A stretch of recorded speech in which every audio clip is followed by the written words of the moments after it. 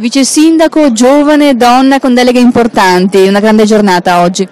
Una grande giornata, emozionante e anche un grande l'orgoglio di rappresentare la città in cui sono nata e vissuta, e quindi parto felice e credo che partire con l'entusiasmo giusto ti consenta di fare anche cose positive e belle per la tua città.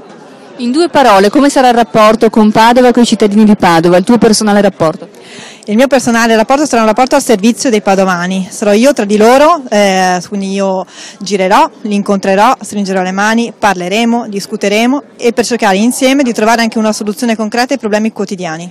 Ai giovani cosa possiamo dire?